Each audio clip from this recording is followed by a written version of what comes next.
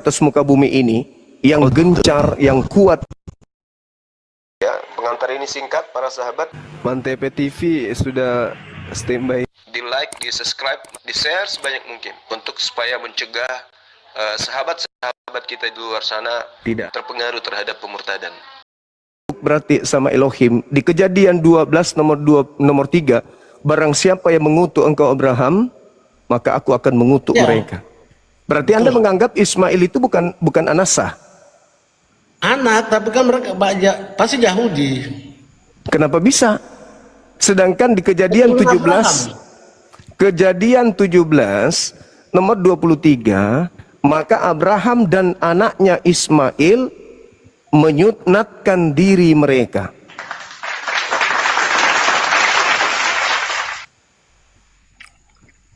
Nggak bisa abang mengatakan Nabi Ismail bukan anaknya Nabi Abraham. Kenapa? Anaknya pertama namanya Agar, kan? Iya, beliau adalah anak tunggalnya. Keturunan Abraham itu sampai ke Bani Israel, itu suku Israel kan. Tidak sampai ke Arab. Arab itu kan baru muncul di abad keberapa kan itu. Oh, tidak bisa, Bang. Tidak bisa bicara gitu, abangku, karena Nabi Muhammad itu punya silsilah sampai kepada Nabi Abraham alaihissalam. Bahkan silsilah orang Arab itu sampai ke Nabi Adam mereka masih hafal. Sama seperti orang Yahudi, tidak sama seperti kita. Ya, keturunan ketiga kita sudah lupa dengan keturunan kita, dengan orang tua kita yang di atasnya kita sudah nggak tahu. Karena kita orang Indonesia tidak kuat memegang garis silsilah. Kalau orang Yahudi dan orang Arab itu mereka kuat sekali memegang silsilah mereka. Karena mereka senantiasa ketika menyebut nama, mereka selalu mengikutkan bin gitu. Abang, tapi dari keturunan Adam sampai Nuh, Abraham, ya. Di Al-Quran itu kenapa nggak pernah menjelaskan secara detail? Oh, karena Al-Quran itu bukan buku sejarah, Bang. Al-Quran itu bukan hasil penyelidikan. Kalau buku yang hasil penyelidikan, dia harus selidiki siapa nama bapaknya, ini siapa, ini habis ini siapa, itu buku penyelidikan. Kalau wahyu dari Tuhan itu bukan buku seperti itu penyelidikan. Jadi apa yang dibutuhkan oleh manusia itu yang disampaikan. Tapi di Al-Quran kan ada banyak nabi-nabi, ada Nabi Isa, ada Nabi Abraham, iya itulah. Adam, ada ibu siapa, Yesus, ibu Isa, Maryam, ada. Itu kan sejarah kan? Iya, itu diceritakan terkait diceritakan ke sejarah gitu. Iya, tapi Al-Quran bukan buku sejarah, Bang. Masa Allah yang wahyukan kepada Muhammad nama Isa, nama Maryam, kan gimana ceritanya? Ya iya. Allah memberikan wahyu kepada Nabi Muhammad. Kemudian kenapa diceritakan tentang Nabi Isa? Karena ada yang menyelewengkan ajarannya Nabi Isa ketika Nabi Isa datang di tengah-tengah Bani Israel. Ada yang menganggap Nabi Isa itu Tuhan, ada yang menganggap Nabi Isa itu disalib, ada yang menganggap Nabi Isa menyetarakan dirinya dengan Tuhannya. Maka Al-Quran datang meluruskan itu. Makanya ada tema ini, Bang. Siapa yang keluar dari kubur itu? Tapi di Al-Quran itu Nabi Muhammad namanya sedikit daripada Nabi Isa dan Nabi yang lain-lain. Nah, itulah bukti bahwa Al-Quran itu, salah satu bukti bahwa Al-Quran itu adalah wahyu dari Allah, wahyu dari pencipta langit dan bumi. Tujuannya untuk kemudian mengangkat harkat martabat manusia secara keseluruhan, bukan mengangkat derajat martabat Nabi Muhammad seorang saja. Kalau Nabi Muhammad kemudian mau mengangkat dirinya, karangannya sendiri, maka Al-Quran akan berisi lebih banyak nama ibunya. Ibunya tidak disebutkan satu kali pun dalam Al-Quran. Tapi kalau Nabi Isa dengan ibunya itu acap kali disebut di dalamnya. Artinya tujuan Al-Quran itu memang untuk meluruskan manusia, bukan untuk mengangkat kelompok tertentu atau untuk mengangkat derajat seseorang tertentu. Begitu, Bangku. Makanya Al-Quran itu ini, Abang, gini kan, kita di HP ini kan ada aplikasi juga Al-Quran, ada Alkitab, ada. Kita lihat terjemahan dari bahasa Arab ke Indonesia itu kan hampir rata-rata itu Al-Quran tuh jiblat dari Alkitab semua katanya kayaknya. Ada Nggak sedikit bisa. Tidak bisa bang, tidak bisa. Kenapa? Tidak bisa. pasti dari Kenapa? Alkitab, cuman tidak utuh gitu, apa potong-potong gitu. Tidak bisa bang, karena Bible Indonesia itu dari Belanda, ada yang dari Portugis. Biblenya orang Kristen. Sedangkan Al-Quran itu 1400 tahun silam, itu sudah 1400 tahun silam. Sedangkan penjajah masuk ke Nusantara itu di abad ke-14, baru masuk ke Indonesia, Nusantara ini. Berarti kalau abad 14 itu ya lebih duluan Al-Quran, abad ke-7, 800 tahun lebih dulu Al-Quran, baru kemudian penjajah masuk ke Nusantara. Bukan, abad ke-17, abad ke-17, sorry. Ada yang 16, 17.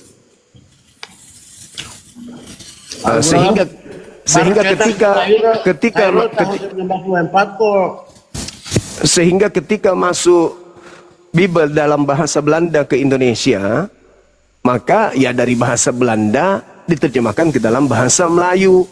Bahasa Melayu banyak mengadopsi bahasa Quran, bahasa Arab. Berarti justru Bible yang mengambil banyak pengajaran dari Al-Quran. Seperti Alkitab ini. Seperti tulisan Alkitab ini. Ini ambil dari Al-Quran ini. Kata Alkitab ini bukan bahasa aslinya. Itu Bible sebenarnya, Alkitab itu bahasa Indonesia. Alkitab itu juga bukan bahasa Indonesia. Alkitab itu bahasa Arab. Bahasa Al-Quran itu. Iya, karena memang kan Indonesia kan, jadi terjemahan aja itu. Sebenarnya kan Bukan, tidak belum pernah kita baca di sekolah-sekolah kita Alkitab Matematika, Alkitab IPS, Alkitab IPA, Alkitab Geografi. Kenapa? Selamanya buku IPA, buku IPS. Karena Alkitab itu bahasa Arab, bukan bahasa Indonesia.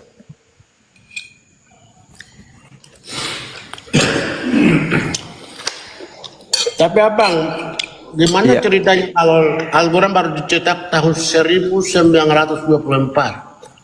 Mungkin juga ada Al-Quran, ada juga Al-Quran yang baru dicetak kemudian tahun 2014, ada juga. Dan mungkin ke depan Al-Quran juga baru dicetak nanti 2026. Seluruh versi Al-Quran itu dipersatukan, lalu kan dicetak secara nggak bisa. Di Kairo. Nggak bisa. Itu cerita hoax dari orientalis barat terhadap Al-Quranul Karim. Al-Quran itu terjaga keasliannya. Tidak bisa kemudian ada yang mengotak-atik Al-Quran itu. Ya, tapi kalau mau dihembuskan Al-Quran itu begini, enggak. Coba aja sekarang dunia, ada yang membaca satu saja surah, satu saja ayat yang salah huruf, pasti dunia akan bergemuruh. Itu salah, itu keliru, itu tidak benar. Semua disepakati baru cetakan 1924 itu, karena kan banyak versinya. Dari Al-Quran banyak versi, informasi dari mana abang tahu banyak versi? Abang coba cek aja cetak Alkitab di tahun 1924. Nanti Siapa? pasti ada semua. Kenapa dicetak Kairo itu kan? Kan dikumpul orang-orang itu baru cetakan. Apanya dikumpul? Maksudnya kan Al-Quran kan banyak versi. Kok Al-Quran banyak versi, ilmu dari mana itu? Coba begini bang. Di Indonesia versinya Alhamdulillahirrabbilalamin. Ada versi lain nggak di seluruh dunia dengan bacaan itu? Versinya karena itu cetakan di Kairo itu kan. Dari itu. Ngomong apa bang ini? Tak ada Al-Quran itu beda versi. Tidak ada Al-Quran beda versi. Abang gimana ya? Kalau Bible, ada HP apa situ bisa ketik aja. Cetak kalau Bible kalau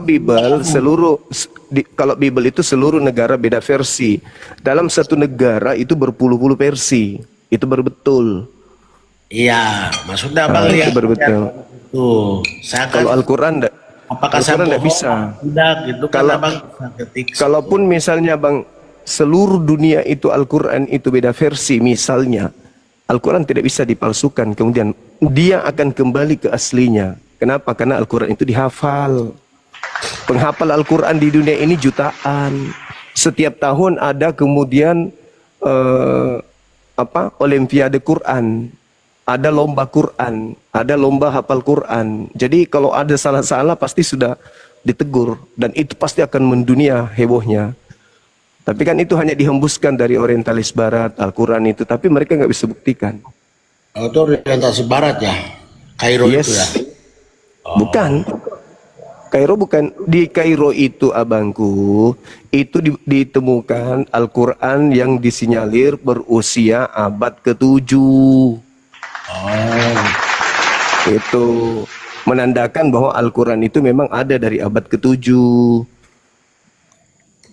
Kalau Bible tidak tahu abad keberapa ada Bible itu, kita nggak ngerti kapan Al-Quran Bible itu ada, karena masing-masing negara punya versi sendiri. Kalau abang ke Amerika, abang bingung di sana masuk ke gereja apa dibilang orang ini di atas.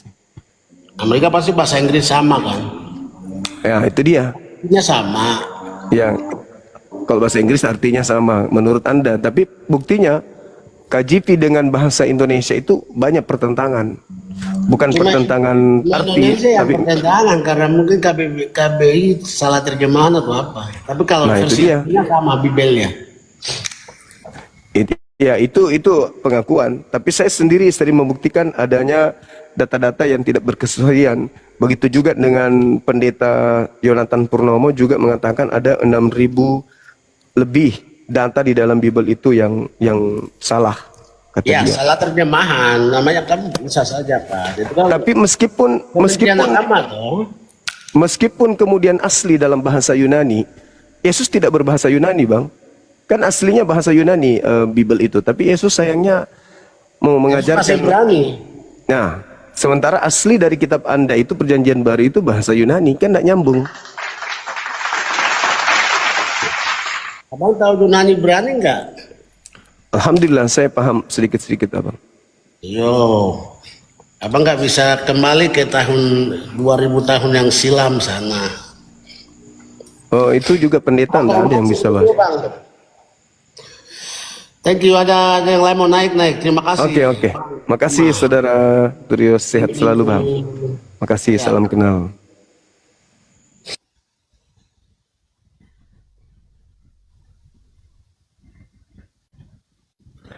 Oke, teman-teman sekalian.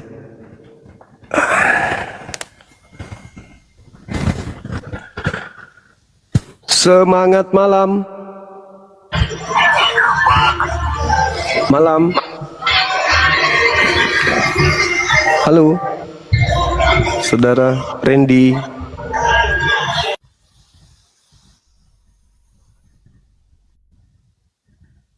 Silakan saudara non-muslim naik, kita diskusi tentang tema ini. Tema ini perlu untuk dikaji ya. Supaya yang awam bisa paham yang keluar dari kubur itu siapa gitu.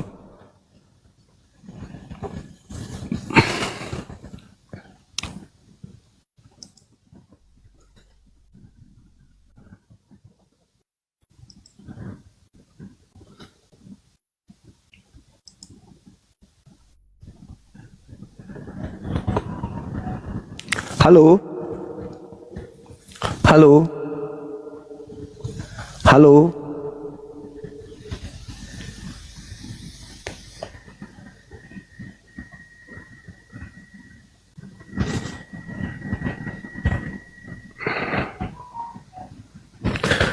Halo saudara Toms, selamat malam.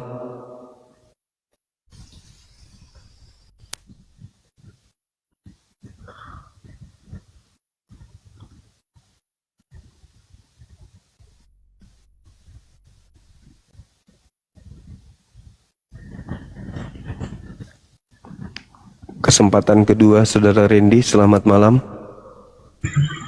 Ya, selamat malam.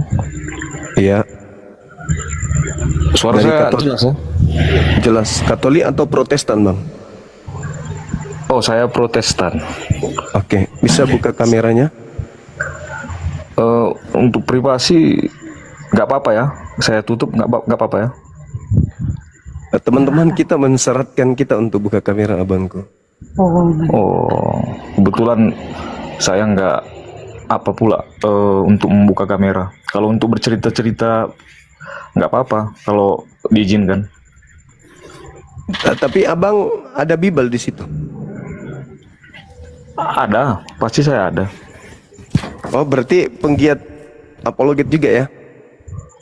Ya, mungkin kita pernah ketemu sebelumnya mungkin. di Oke, media oke, sosial oke. ya, nggak tatap bertatapan secara langsung. Oke, oke Bang. Saya ingin tahu ya, saya ingin tahu Abang boleh buka Mazmur 118? Mazmur 118. Iya. Ya. Iya. Nomor dua-duanya. Bentar ya. Siap. Kenapa dengan Mazmur 118, Bang? Penasaran aja Bang, itu untuk siapa gitu loh. Saya tiba-tiba aja mikir, ini dalil Maksudnya? kok keren kali, ini nubuat tertuju untuk siapa? Ya, enggak dulu ya. Silakan. Belum saya baca juga ini. Mazmur 118 ya. Iya, nomor dua-duanya Bang. Saya kira tadi nanya Alkitab untuk apa? Rupanya Enggak. mau nanya ayat rupanya. Iya, saya pingin tahu Belum dari saya Abang siapkan ini ya. pula tadi. Ya ntar ya, saya ambil dulu ke laci dulu bentar. Boleh.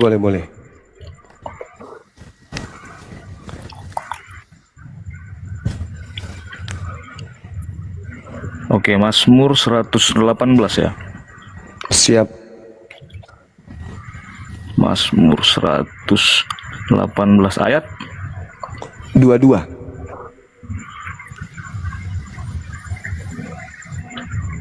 Batu yang dibuang oleh tukang-tukang bangunan telah menjadi batu penjuru.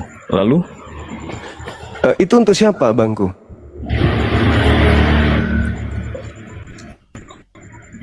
kalau ditanyakan itu untuk siapa, dari kita kan harus baca dulu di dalam Alkitab ini, Perjanjian Lama, Perjanjian Baru, itu Kalau kata iya. Kalau di Perjanjian Baru di Kisah Rasul 14 sorry. iya, saya tahu maksud Kisah Rasul abang itu kemana 4 saya tahu. nomor 11. Iya, saya tahu. Maksudnya kan itu kan kalau sama kami itu kan ke Petrus itu kan. Bukan. Yesus Bang, disebut namanya di situ. Terus masalahnya nih Kisah tentang apa? ayat ini, apa yang mau ditanyakan itu untuk apa masalah? Di dalam Kisah Para Rasul 4 nomor 11, Yesus adalah batu yang dibuang oleh tukang-tukang bangunan, yaitu kamu sendiri yang telah menjadi batu penjuru. Itu kan bahasa kiasan. Iya, bukan masalah batunya. Artinya yang di Mazmur 118 tadi itu nubuat untuk Yesus ya Bang ya. Terus? Karena disebutkan di Kisah Rasul 4:11 itu Yesus adalah batu penjuru yang dibuang oleh tukang-tukang bangunan.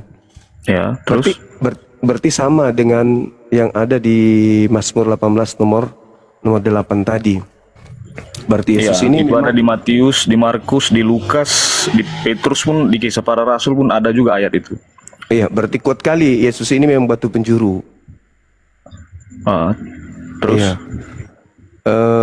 Yesus adalah Intinya- batu penjuru. Intinya mau abang sampaikan maknanya apa nih? Maknanya Yesus itu benar ucapan dia di dalam Lukas 24 nomor 44 bahwa harus tergenapi semua yang tertulis tentang dia di dalam kitab Mazmur. Terus? Nah, kalau batu penjuru itu dituliskan di dalam Lukas, Markus, Matius, Yohanes, dan Yesus mengatakan harus tergenapi seluruh yang tertulis tentang dia di dalam kitab Mazmur. Di Mazmur 118 tadi itu Bang, nomor 17-nya boleh dibaca nggak? Ya, nomor 17-nya ya. Aku Iya. tidak akan mati tetapi hidup, dan aku akan menceritakan perbuatan-perbuatan Tuhan. Itu siapa yang tidak akan mati Bang? Bentar ya.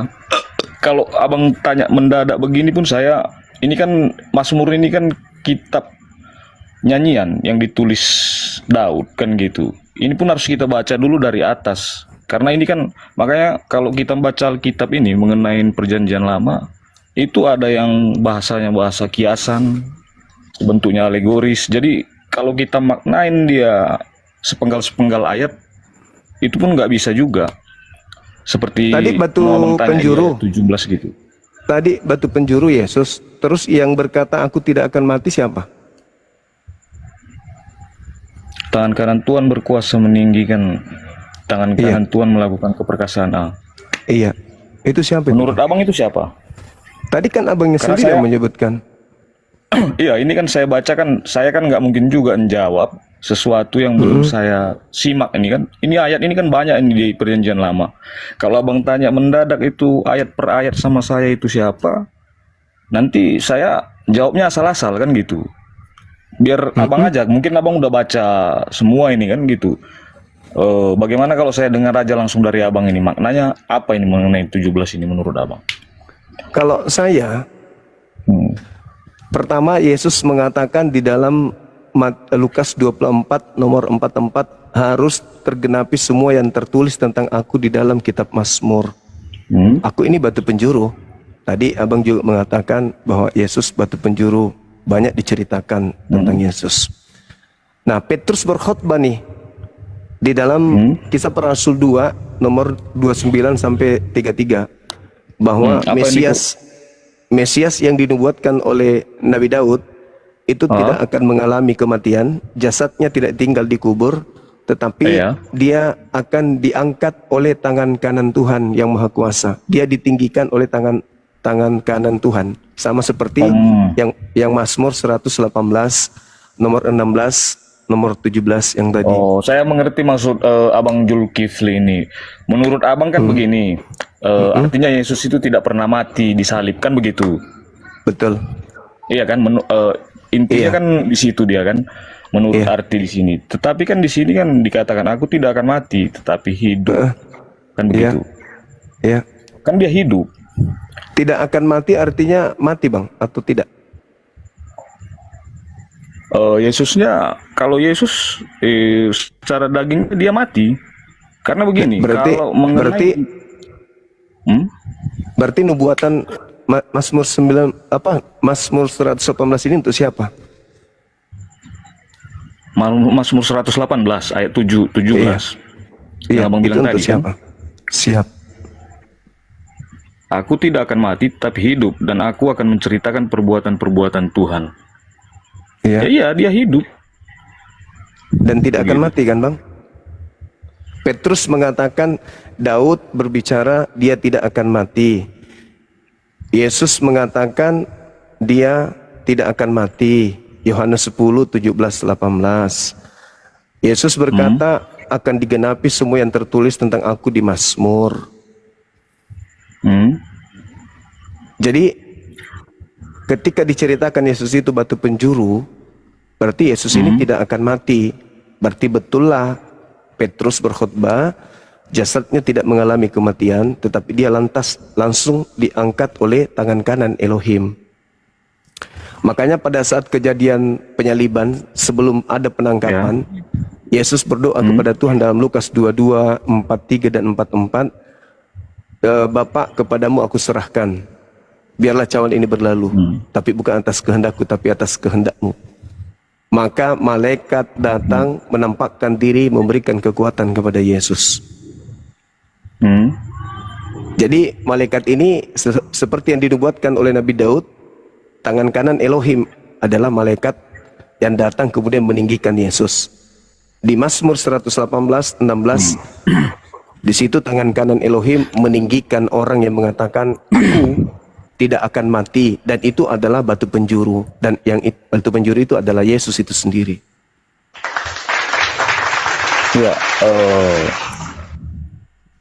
kalau mengenai tentang yang dikatakan sini aku tidak akan mati, betul dia kan memang Tuhan, jadi dia memang tidak mati. Jadi yang keluar dari kubur siapa, Bang? Jasadnya, dagingnya. Gimana ceritanya ya? Di Begini, surat Roma, persepsi mati itu kan kehilangan daging kan, itu dia. Kita tidak bernapas lagi, kan demikian.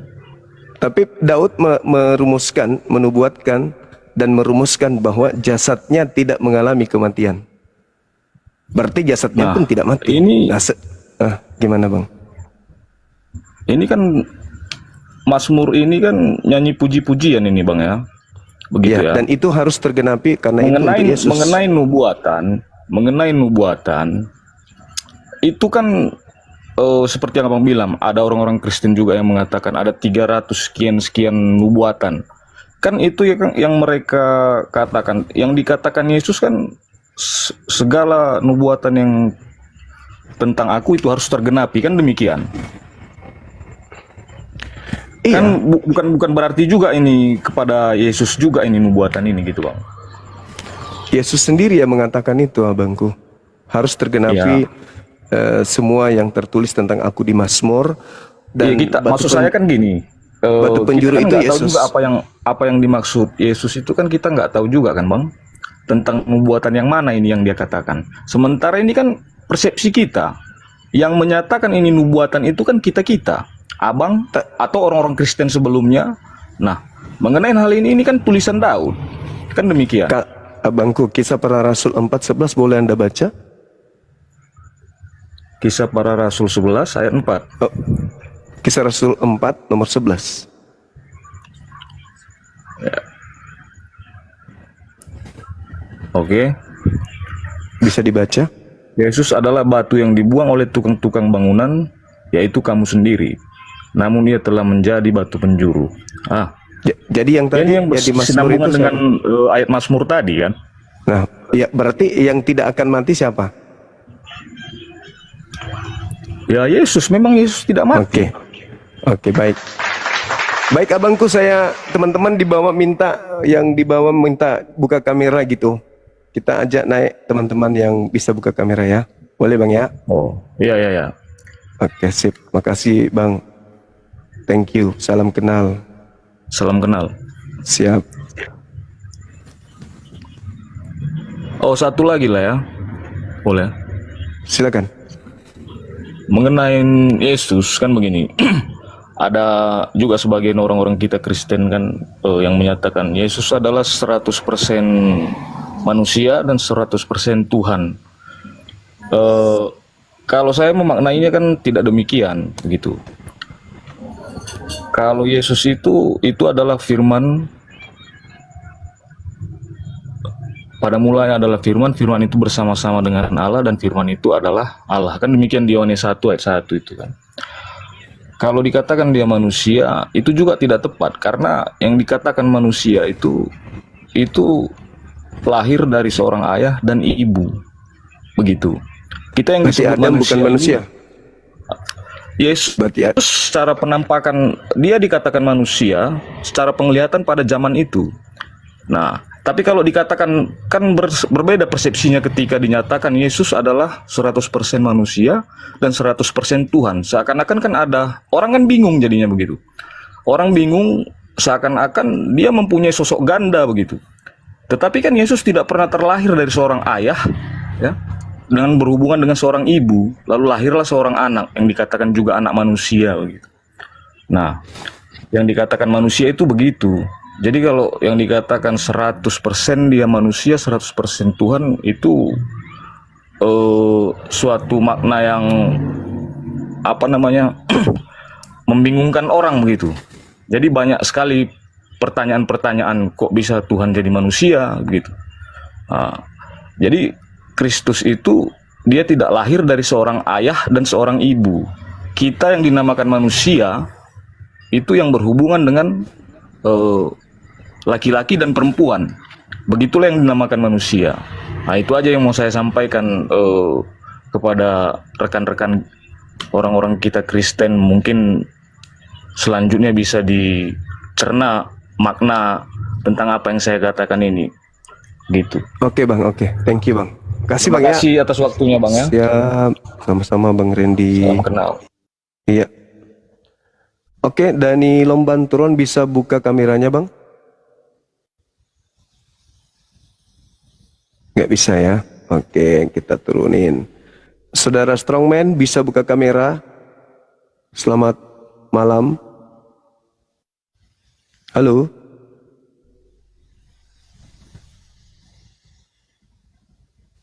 Tidak bisa.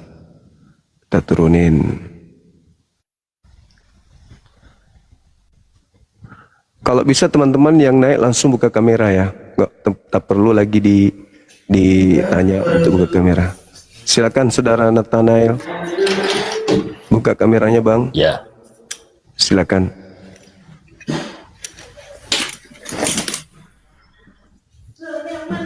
selamat malam. Malam.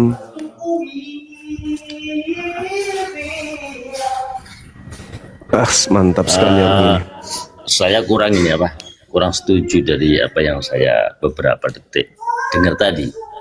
Siap. Menurut saya, Abang dari benar Katolik? si abang. Saya Protestan. Protestan. Saya bukan, ya saya nggak pernah apa itu belajar Alkitab baik, juga jemaat biasa, juga nggak pernah kuliah tentang Alkitab. Ya sebagai jemaat biasa lah. Cuman yang jadi ganjaran saya gini tadi kan dibicarakan gini, bener yang di Mazmur tadi, nubuatan untuk Yesus, saya setuju. Lalu diulang oleh Yesus sendiri dalam Matius, Markus, sampai disampaikan oleh Petrus tadi dalam Sahabat Rasul. Saya setuju. Yang nggak setuju itu gini, Yesus nggak pernah mati. Yesus hidup kan, ya. Nggak mati kan, enggak. Saya nggak setuju. Dalam nubuatan Mazmur itu benar-benar batu penjuru itu hidup. Benar. Halo, suara saya bisa didengar? Nah, bukan nggak pernah mati. Artinya sekalipun Yesus mati, dia tetap hidup. Jadi kalau yang di sini yang ditulis abang, siapa yang keluar dari kubur? Yesus jawabannya. Berarti mati bang. Dua orang yang pernah Berarti mati. hidup dia. Mati bang. Hidup dia. Mati. Orang mati nggak bisa keluar dari orang mati. Berarti bisa kalau keluar dari kubur. kalau begitu itu bukan Yesus. Berarti yang keluar dari kubur itu bukan Yesus bang. Karena dia mati. Karena dia mati bang. Dalam nubuatan, ya toh, memang dia tidak mati hidup, ya toh. Tapi dalam kenyataannya waktu itu, jadi gini, sebelum Yesus ada, sudah ada nubuatan. Di sini paham ya? Itu nubuatannya Yesus tadi datang Mazmur ke dunia. Mazmur 118, nubuatannya dia tidak akan mati. Berarti yang mati yang keluar dari kubur bukan Yesus, bang. Nah, ini salahnya di sini. Yang Mati salah saya yang atau apa? dimaksud sampean. Gini. Kok bisa? Bang Anda Simon. ngerti nggak? Nah. Dia tidak akan mati. Kalau tidak akan mati, mati. Jangan paksakan Betul. keadaan. Loh, Bukan tidak paksakan. Gini. gimana? Yang sampean, saya bilang sampean aja. Yang sampean bilang mati itu benar-benar mati dan tidak bisa hidup kembali. Nah, begitu mati dia tidak bisa keluar. Bukan itu maksudnya. Di situ dikatakan dan tidak akan mati. Kalau Anda baca nomor 12-nya lebih menarik lagi dari Mazmur 118 itu. Orang-orang ribuan mengelilingi aku. Mereka akan mengelilingi aku. Mereka akan meneriaki aku. Demi Tuhan, sesungguhnya aku tidak akan pernah kemudian kalah. Aku pukul mundur mereka. Aku tidak akan mati. Nah, tuh. Iya, betul. Begini ya. Hah, Maksudnya begini. Seandainya pun kok seandainya bang? Ini nubuat tidak akan bukan. mati kok. Betul. Maksudnya tidak akan mati itu bukan berarti terus dia hidup terus gitu, enggak. Itu hanya Lah kan Petrus, Daud juga meramalkan bahwa jasadnya tidak mengalami kematian.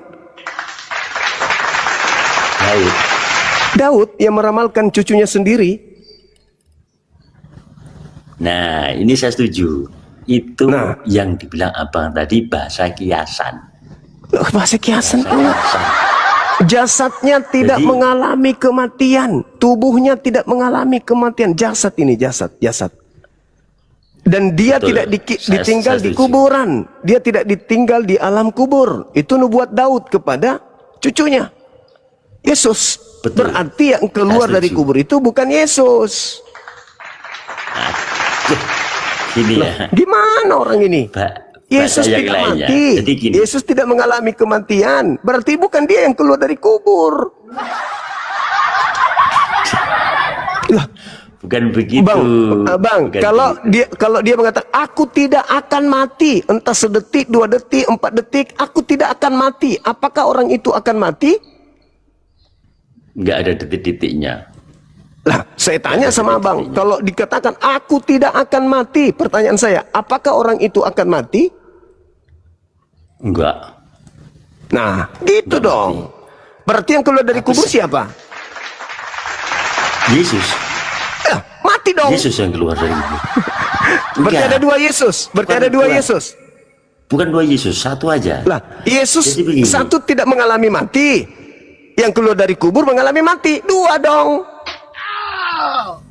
Mana yang Bukan. Bukan 2. Lalu jadi gimana ceritanya?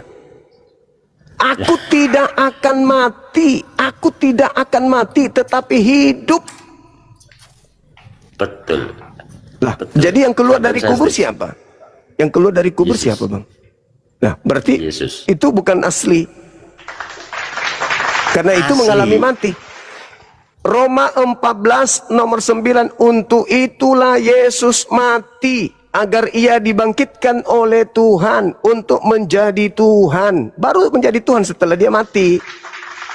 Nah, itu sebenarnya sampean sudah paham. Nah, berarti Itu itu bukan sudah Yesus. Itu bukan Yesus karena dia mati. Loh, gimana sih? Yang Anda sembah itu adalah Tuhan Anda. Yesusnya tidak mati. Tuhan Anda itulah yang kemudian dikatakan oleh Yesus, penguasa dunia akan dilemparkan keluar dari kubur. Itulah penguasa dunia. Siapa penguasa dunia, Bang? Menurut Yesus. Maksudnya Yesus sendiri. Penguasa dunia itu iblis. Wah, Begini, bahaya, Bang. begini ya. Bahaya, Bang, ini Begini pernah ya. belajar dia ini. Begini, ya makanya kan saya bilang gini, saya ini bukan ahli Alkitab, bukan, saya cuma sebenarnya. Jadi gini loh. Jadi gini. Iya, iya. Kan di sana pernah dicatat begini, dia akan digiring seperti domba keluh ke pembantaian dan tidak Itu cerita yang muncul Ini belakangan setelah penyaliban. betul. Nah, itu cerita yang ini disusun. Itu cerita yang disusun. Nah, disusun oleh orang-orang yang menggiring bahwa yang disalib itu Yesus. Mazmur tertulis sebelum ada tragedi penyaliban. Yesus berkata, iblis sedikit pun tidak berkuasa atas diriku sebelum penyaliban. Yesus mengatakan sekarang juga penguasa dunia yaitu iblis akan dilemparkan keluar dari alam kubur. Waspadalah kepada penyesat yang datang kepada kalian dengan mengaku-ngaku Yesus Kristus. Itu bukan aku, jangan kau percaya. Jadi jangan dipaksakan ketika Yesus mengatakan aku tidak akan mati, lantas dia mati. Itu lucu, itu pemaksaan, Bang. Bukan pemaksaan, itu Yesus mengatakan aku tidak akan mati. Aku tidak akan mati. Betul, saya setuju. Lah, lalu yang minum anggur di Yohanes 19 nomor 30, lalu dia mengecam anggur, lalu dia menyerahkan nyawanya, lalu matilah dia, itu siapa? Waktu sama Judas itu. Waktu disalib. Itu siapa? Dikatakan bahwa lalu menyerahkan nyawanya, maka matilah dia. Itu siapa yang mati? Yesus. Lah, yang tadi yang mengatakan aku tidak akan mati siapa? Itu yang kalau waktu ditulis di Mazmur itu yang orang pakai bahasa kiasan, tapi yang dibilang yang nggak akan mati itu ya Yesus itu. Lah, tapi buktinya Yesus Yang dimaksud mati. itu. Artinya Yesus lain. Ada orang mati yang kalian sangka Yesus, padahal bukan. Bukan, nggak ada Yesus lain. Nggak Loh, ada. Bible Anda ini muncul belakangan setelah tragedi penyaliban baru muncul Bible Anda ini. Bible Anda yang menceritakan yang mati itu Yesus. Tapi Yesus sebelum tragedi penyaliban mengatakan, aku tidak akan dibunuh. Yohanes 10 nomor 17 to 14, tidak akan pernah bisa ada yang mengambil nyawaku. Tidak ada. Tidak ada yang bisa mengambil nyawaku, nggak ada. Itu saya setuju. Jadi Nah, gini, terus yang dibunuh oleh tentara Romawi siapa? Yesus. Iya. Bahaya Itu hanya Marsega sebuah generasi. penggenapan. Itu hanya sebuah penggenapan. Kalau penggenapan mengatakan aku tidak akan mati, ya tidak mati dalam penenggapannya itu tidak akan mati penggenapannya. Kok jadi mati penggenapannya? Aku tidak akan mati, terus digenapi oleh yang mati. Iya, kayak nyambung bang. bukan yang nggak Marsega mati generasi, dengan yang Marsega mati. generasi, Marsega generasi. Bukan Rusak generasi Indonesia bukan kalau begini abangku, rusak. ini yang rusak bukan generasi, ini yang rusak pemahamannya. Jadi gini, Anda yang bukan rusak karena Yesus batu penjuru, aku tidak akan mati tetapi hidup. Datang abang mengatakan yang mati itu siapa? Yesus. tapi kan hidup lagi. Berarti Setelah 3 mengalami hari kemudian mati. sesuai. Betul. Tidak mengalami mati, Betul. hidup lagi, tidak ada urusan dengan hidup lagi. Tapi dia mengatakan aku tidak akan mati.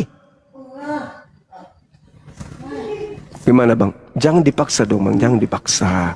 Yang tidak bisa, aku tidak akan mati. Aku tidak akan Maksudnya mati. Bukannya tidak akan mati terus benar-benar Loh, kenapa? nggak pernah hidup lagi, bukan. Kenapa anda lebih hebat dari Yesus? Kenapa Bukan anda lebih lebih hebat. hebat? Nah, iya buktinya. Yesus mengatakan bang, Yohanes 10, nomor 17, nomor 18, tidak akan ada yang bisa membunuh aku. Tidak ada yang bisa mengambilnya, aku nggak ada. Nah, Bener. jadi yang dibunuh tentara Romawi siapa? Yesus.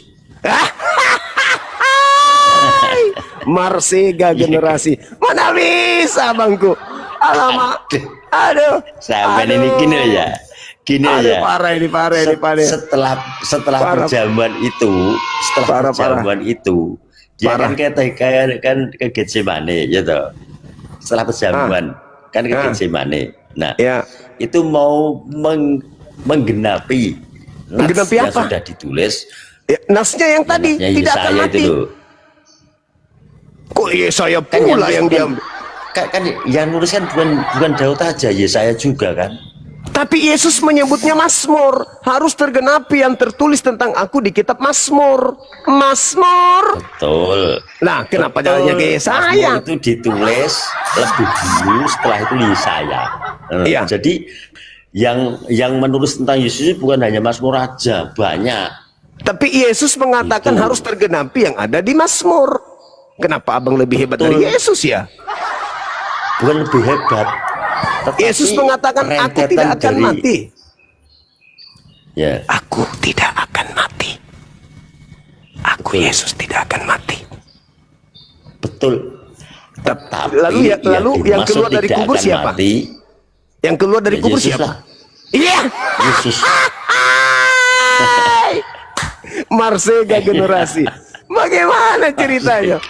Aku tidak akan mati. Yang keluar dari kubur Yesus. Wah, pening aku abang. Gimana ceritanya? Bukan pening, sampai kurang paham tentang Coba. nas yang antara. Apa yang Anda pahami ketika Yesus mengatakan aku tidak akan mati? Apakah arti kalimat itu akan mati atau tidak akan mati? Tidak akan mati. Ah, gitu dong. Jadi yang dibunuh Loh, tentara Romawi maksudnya siapa? Yesus. Iya. Maksudnya Masolang generasi. maksudnya tidak akan mati bukan berarti Tidak mati. Tidak mati. Bukan berarti terus ditusuk-tusuk hidup, terus disalib hidup, terus bukan begitu. Jadi maksudnya aku tidak akan mati itu maksudnya mati. Kalaupun pernah melewati kematian, kalaupun pernah melewati peristiwa penusukan, kalaupun pernah melewati peristiwa penyaliban, 3 hari kemudian, Aduh. 3 hari kemudian setelah kematiannya dia hidup. Iya, Karena mati loh. Nats itu harus Nubuatnya digenapi. aku tidak akan mati, Cak Kangkung. Kok bisa mati? Piye toh, Mas? Iku jangan asa enake dhewe sampean. Rem nendi mlaku-mlaku. Iya toh, Mas. Anu, saya tak rotok menjauh ben tak bebas. Tidak akan mati ya, tidak mati. Oh, keluar dari kubur ya bukan dia. Ayo teman-teman Kristen silakan nonton Bang Suma, kalau misalnya tidak berani naik nonton aja di bawah. Insya Allah gunakan akal sehat. Enggak apa-apa. Tujuan. Tapi gini, pemahaman yang sebenarnya. Iya lebih sebenarnya. Abang lebih pintar dari Yesus. Jadi lanjut. bukan lebih pintar. Jadi gini, Alkitab itu saling menggenapi. Jadi antara Matius, Markus, Lukas, Yohanes itu masing-masing menilai dari satu peristiwa dari berbagai sisi. Bentar itu dulu. Nah, tentang Yesus pun ditulis dari berbagai nabi, termasuk Mazmur, termasuk Yesaya dan yang lainnya. Nah, kalaupun Yesus berkata tentang Mazmur harus digenapi, tidak harus disebutkan nanti Mazmur begini, nanti Yesaya begini, enggak harus begitu. Karena apa? Belajar tentang Yesus, saya malam hari ini saya berharap gini, sampean sama saya nggak bakal nemu titik temunya. Karena apa? Terlalu rendahnya kita, terlalu jauhnya antara kesucian kita sama Yesus, terlalu gampangnya bodohnya antara kita dengan keberadaan Yesus. Saking tingginya derajat Yesus, kita tidak bakal pernah sampai memahami Yesus. Kita hanya meraba-raba, kita hanya tahu dari apa yang pernah kita baca, kita hanya berusaha untuk memahami apa yang seharusnya kita pahami dari berbagai peristiwa yang sudah disampaikan. Nah, dan orang-orang yang memahami hal seperti memang tidak semua. Kalau sampai hari ini Bang Suma nggak paham, mungkin Bang Suma bagian dari orang yang tidak diberi pemahaman. Contohnya Yesus pernah gini. Contohnya gini, Yesus pernah ditanyain sama muridnya begini. Tidak Yesus akan mati kok. Abang ini lucu. Iya, betul. Jadi begini, Yesus pernah ditanya sama muridnya begini. Apa itu, Yesus kamu ngasih pelajaran kok pakai perumpamaan kenapa? Kenapa nggak langsung aja? Supaya apa? Yang tahu hanya orang-orang yang khusus tahu, gampang gitu aja. Ada orang-orang yang tidak tahu, biarlah mereka ke jalannya. Jadi emang hanya orang-orang tertentu yang memahami Yesus ini. Orang-orang tertentu yang khusus diberi karunia mengerti tentang Yesus. Harusnya nggak usah ada Bible. Orang yang Bible itu disampaikan. Jadi begini, Bible supaya itu jangan disampaikan dipahami kepada khusus, supaya jangan dipahami. Supaya jangan dipahami. Bukan. Jadi Bible itu disampaikan untuk dipahami atau untuk jangan dipahami? Dipahami.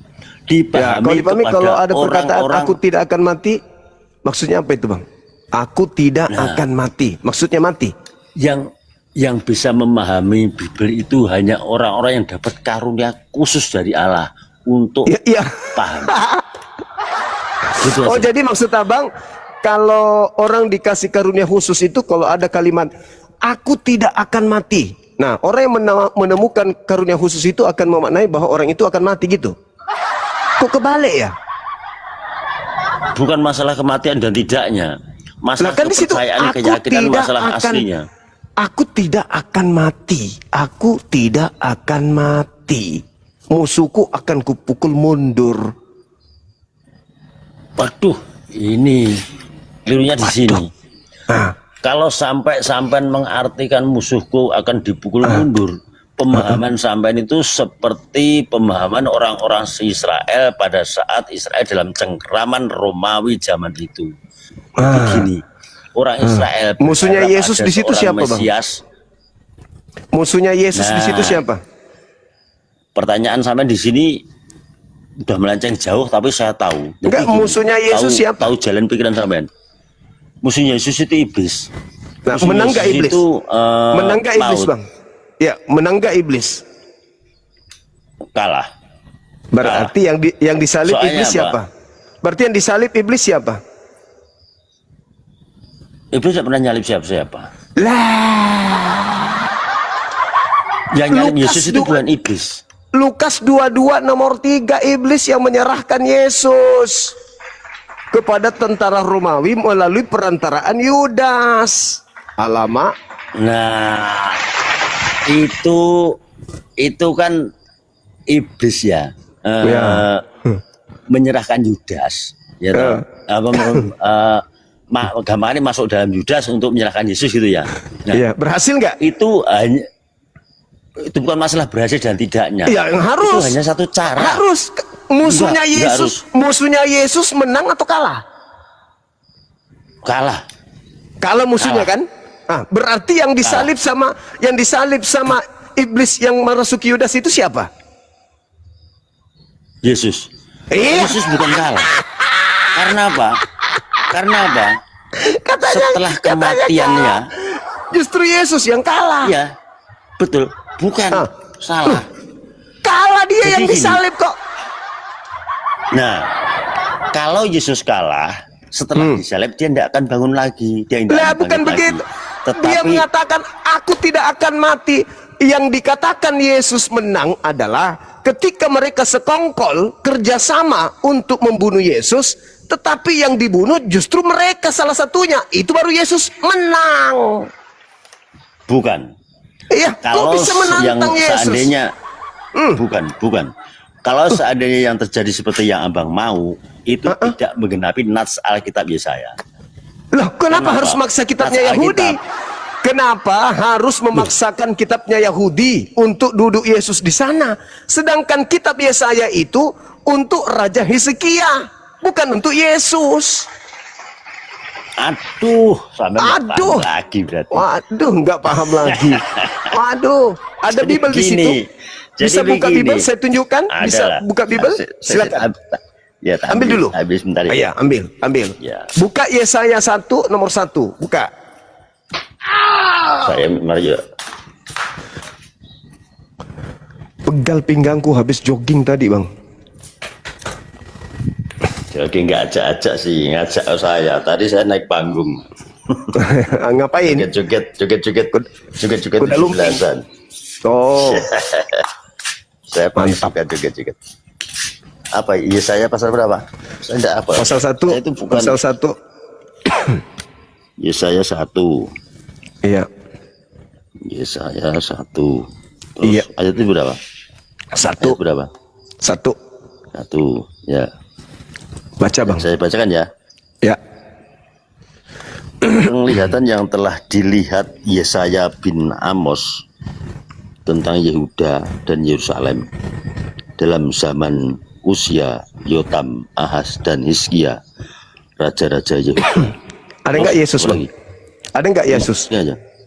Ada nggak Yesus? Penglihatan yang telah dilihat Yesaya bin Amos tentang Yehuda dan Yerusalem dalam zaman Usia, Yotam, Ahaz, dan Hizkia, raja-raja Yehuda. Terus apa? Ada Yesus nggak? Yesus jelas belum lahir waktu ini. Nah, Yesus berarti Yesaya itu bukan berbicara tentang Yesus. Aduh. Tadi Dan abang ini- baca apa? Tadi abang baca apa? Penglihatan Yesaya bin Amos itu terkait dengan apa? Terkait siapa itu? Yesaya 1 sampai Yesaya 66 itu terkait zaman mana? Zaman apa yang diceritakan kemudian oleh Yesaya? Amos? Nah, ini Apa lagi? ini Otam? gini ya. Ini Apa gini lagi? ya. Ini gini ya. Diplesetin lagi. Bukan diplesetin. Nah, itu kan Amos itu sudah mengaku. Catat. Nah, Betul. Gini ya. penglihatan Amos tentang Yehuda. dengan Israel Yehuda dan Yerusalem ini pada masa ya Israel yang ini menceritakan pada masa penglihatannya itu meliputi masa zaman Usia, Yotam, Ahaz, dan Hizkia. Yotam. Raja Yehuda. Keempat ada Yesus. Ada Yesus. Yesus ya belum lahir tuh waktu itu. Ya berarti Yesaya Jauh, itu no. bukan untuk Yesus. Piye to Mas jangkrik. Berarti yang di Yesaya Bukan. itu bukan untuk Yesus. Alamak. Loh, yang namanya apa itu apa jenenge nas itu ya ajaran itu tidak harus serta merta ditulis nama. Itu penglihatan Amos. Penglihatan Yesaya bin Amos tentang Yehuda Israel yang menceritakan pada masa, jadi yang dinubuatkan itu adalah kisah Yerusalem dan Yehuda yang meliputi zaman 4 itu, Abang. Nah, di sini sampean rodok paham. Ya, saya rodok melu. Jadi gini. Berarti Yesus enggak diceritain di situ, bukan Yesaya untuk Yesus. Yesus diceritain tapi tidak langsung serta-merta menyebut nama Yesus, tetapi ada kan nama Yerusalem. lebih pintar di sini. Lebih pintar dari Yesaya, Abang ini. Tadi lebih pintar dari Yesus, sekarang lebih pintar jadi Yesaya lagi. Abang ini. Ya, soalnya apa? Soalnya apa? Cerita-cerita. Jangan-jangan Abang ini jelmaan Paulus. Bukan jelmaan Paulus. Justru memang pemahamannya itu tidak seperti itu. Jadi kok Abang merubah bunyi kitab yang ada, katanya kitab suci, tapi kok dirubah? Bukan dirubah, cuma pemahamannya itu hanya gara-gara abangku ini demen kali nyembah orang yang keluar dari kubur itu, Masya Allah. Ayolah Bang. Memang kalau yang keluar dari kubur itu Yesus memang harus disembah. Nah, kenapa saya demen menyembah orang kenapa Yesus yang keluar? Yesusnya nggak mati. Mati dia. Aku tidak akan mati. Bukan mati yang seperti sampean bilang terus mati nggak bangkit lagi. Pandai-pandaian. Yesus di dalam Yohanes 10, 17, 18 tidak akan ada yang bisa membunuh aku. Jadi Yesus itu ibarat dikasih pisau di sini Bang, cerulit, kebal dia, nggak akan mati. Kebal. Oh, nggak seperti itu. Yohanes 17 nomor 18, Yohanes 10, nggak ada yang bisa ngambil nyawaku. Nggak ada. Betul. Nah, betul. terus yang dibunuh oleh tentara Romawi siapa? Yesus. Jangkrik. Katanya nggak ada yang bisa bunuh. Oh ya, Yesus dibunuh. Memang nggak bisa. Memang nggak bisa. Buktinya dia sampai sekarang masih hidup. Sampai sekarang. Ya, tapi yang mati di atas salib itu tuh, yang mati itu di atas siapa? Yang disalib? Yesus. Iya, gimana ceritanya ini? Alamak. Aduh. Tapi bangkit lagi. Tak ada urusan dengan bangkit, tidak ada urusan dengan kebangkitan, tidak ada. Dia itu tidak harus bangkit. Diurus karena apa? Karena dia tidak mati. Kalau tidak mati ya tidak bangkit. Dia bangkit karena mati. Karena apa? Itu rentetan dari peristiwa yang sudah dicatat. Gitu. Dia bangkit karena mati. Dia mengatakan aku tidak akan mati. Iya, mari saya itu enggak apa lagi Kitab. Coba sampean mungkin lebih tahu. Yesus pernah berkata, aku akan bangkit 3 hari kemudian itu. Sampean cari. Bukan aku akan bangkit. Dia tidak mengatakan aku akan bangkit. Dia akan bangkit. Dia kata Yesus, dia anak manusia akan diserahkan untuk dibunuh oleh manusia. Dan pada hari ketiga. Itu di mana itu? Betul. Lukas 2. Di mana itu? Lukas 22. Itu yang saya maksud, sampai juga tahu, sampai lebih pinter. Coba kita baca Lukas pasal 22. Iya, Lukas Lukas 22. Lukas 22 data nomor berapa itu teman-teman? Berapa Lukas 22? Ada yang ingat gak? Sampai lebih hafal. Buka aja dulu Lukas 22 kan. Ya ini ada yang ingat gak teman-teman Lukas 22? Saya tuh soalnya aduh HP ku mati pisan. Alkitabku mati. Alkitab mati. Sementara Yesus tidak mati di dunia. Ada surat sampean ganti yang baca. Nanti Lukas 22. Iya. Jadi gini loh Bang. Pemahamannya, cara memahami Alkitab. Waduh, sampai ini bahaya sekali ya. Saya sampai ngomong yang keluar dari kubur bukan Yesus, terus yang mati bukan Yesus, yang disalib Yesus, malah sampai bilang yang disalib bukan Yesus. Aduh, aliran sesat nanti sampean. Bahaya sekali, bahaya sekali. Betul sampean. Ngeri sampean. Aduh, parah, ngeri sampean. Masa bisa kayak gitu? Gimana? Ya, sing dimaksud Yesus tidak akan mati, bukan berarti Yesus tidak pernah mati. Satu, yang kedua, sekalipun Yesus berkata tidak pernah mati, bukan berarti terus ditaruh pedang di sini, tidak mati, bukan. Yesus tidak pernah mengatakan dan Yesus tidak pernah punya ilmu kebal tubuh, enggak begitu. Memangnya limbat, bukan begitu. Berarti limbat lebih hebat. Bukan lebih hebat, tapi enggak seperti itu. Nah, jadi gini, bilangin nanti itu arahnya itu betul. Yesus itu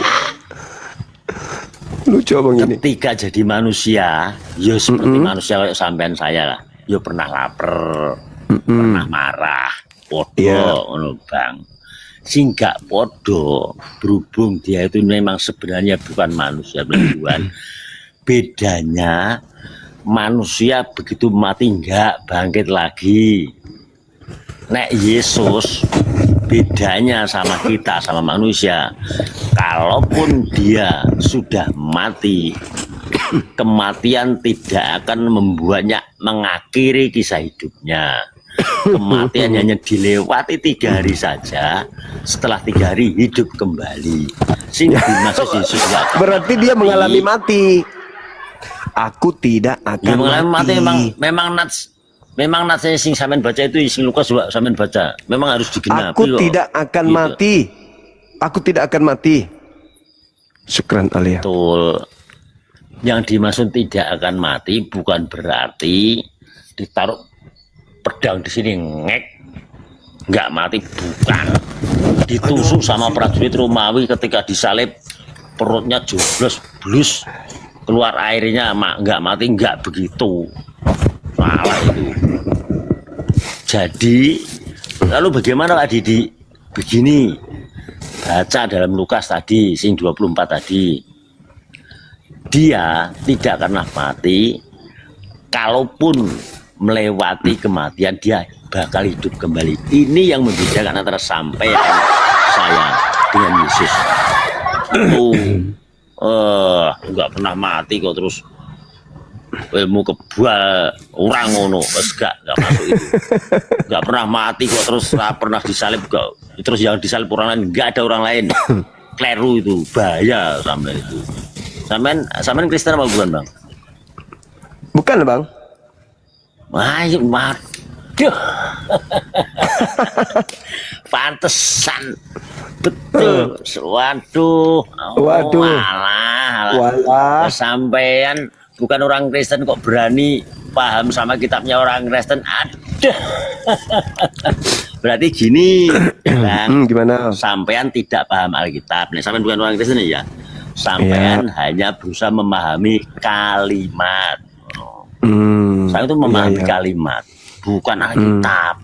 Nek sampean orang Kristen, saya yakin pemahaman kita berbeda. Memang Alkitab Yesus mengajarkan itu lewat perumpamaan agar supaya hanya orang-orang tertentu yang dipilih oleh Allah dapat karunia khususon dapat karunia Allah untuk mengerti dan diberi jalan hidup.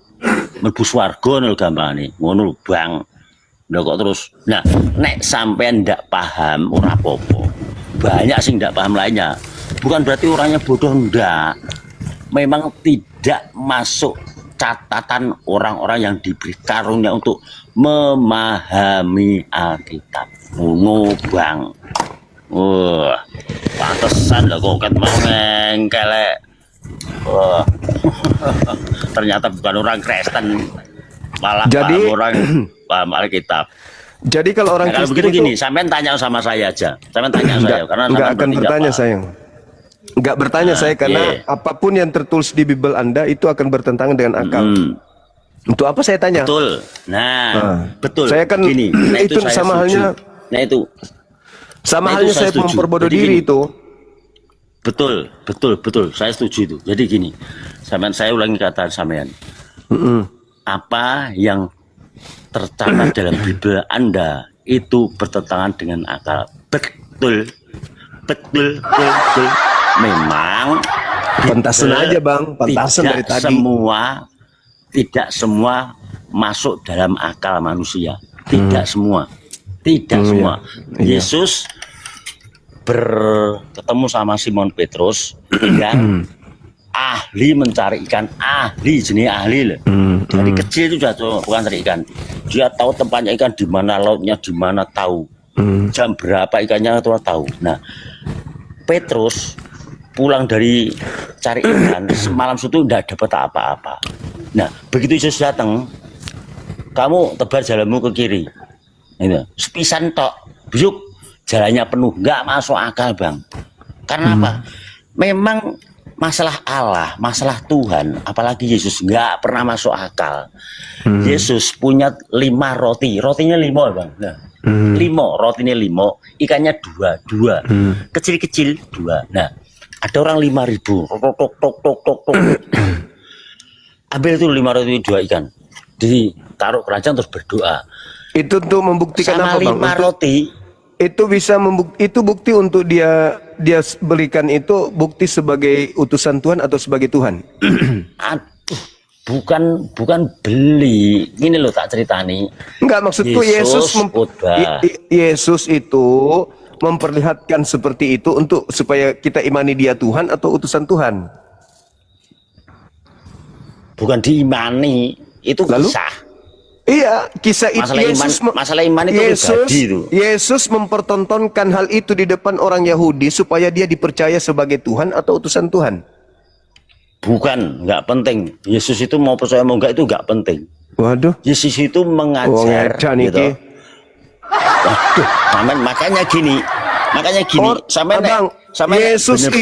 Yesus itu melakukan mukjizat untuk membuktikan kalau dia itu utusan Tuhan, bukan Tuhan. Salah. Salah.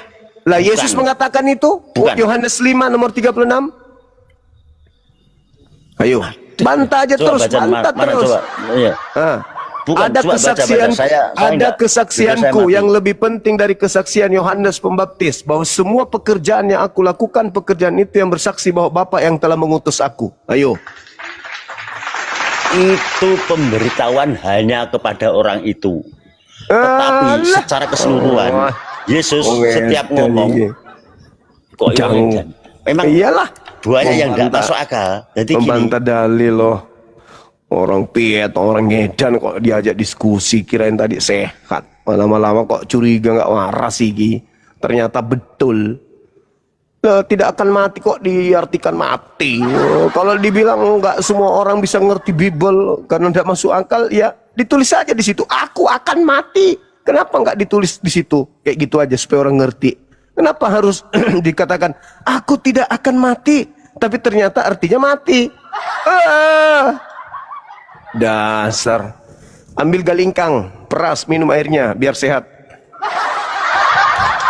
Halo bakso tumis, bisa buka kamera? Belum bisa Bang. Belum bisa. Tunggu aja buka kamera bisa Bang ya. David. Halo. Buka kameranya Bang David. Baik. Oke. Oke Bang. Tadi Abang menyimak diskusi kami Bang. Apa itu? Dorong. Oke. Menurut saudara, yang keluar dari kubur itu siapa? Yang keluar dari kubur. Ya, pada hari ketiga. Yesus Berarti Yesus mengalami kematian. mengalami itu. Tapi nubuatan untuk Yesus itu mengatakan aku tidak akan mati. Iya. Dia kan mana yang mati betul? dalam 3 hari. Betul. Dia mati Lanjut. dalam 3 hari. Lanjut. Nah, kan dia mati dalam 3 hari. Jadi bangkitnya 3 hari setelah naik ke surga.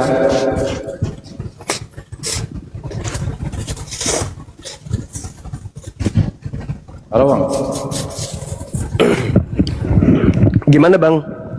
Sorry, saya lagi perlu soalnya. Ya. Gimana? Dia kan mati 3 hari, jadi bangkitnya 3 hari itu kan naik ke surga. Tapi kan dikatakan dia mengatakan aku tidak akan mati. Tidak akan mati. Mana dalilnya? Di Mazmur 118. Itu semuanya dikutip. Hah? Kalau misalnya Alkitab kan nggak dikutip semua dari arahan kita. Kenapa bisa berubah dengan ajaran Yesus? Kenapa berbeda? Kenapa berbeda?